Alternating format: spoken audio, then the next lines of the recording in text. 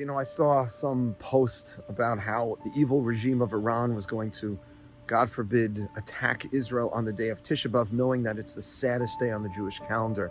Well, about 2,500 years ago, there was another tyrant from Iran, Haman, who picked a certain day to attack the Jewish people, made a big mistake.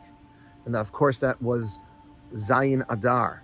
Haman was under the impression that because Moses died on Zayin Adar, that's the perfect time to attack the Jewish people when they were down and when they were low. But what he failed to realize was that Moshe was also born on Zayin Adar.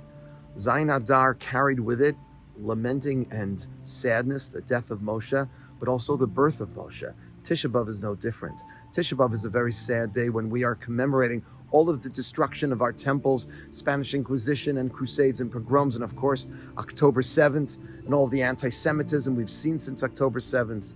But we also know that Tisha B'Av commemorates, and please God will be transformed one day into the Messianic redemption. Within the day of Tisha B'Av itself are the seeds of redemption, which is why we have a very strange, interesting tradition on Tisha B'Av not to say the Tachanun. That's called the Nefilat Apayim, when we sort of fall on our faces, reminiscent of the way Moses would plead with God. You would figure Tisha B'Av is a perfect day to say the Tachanun. It's such a sad prayer. But specifically, the rabbi said we don't say at this day. Why? Because it's a moed. It's a holiday. It has within it the seeds of redemption. And so yes, today is a day to lament. Today is a day to reflect. But lamenting and reflecting is not just to feel guilty and bad about bad things that happen to our people. It's to long for something greater.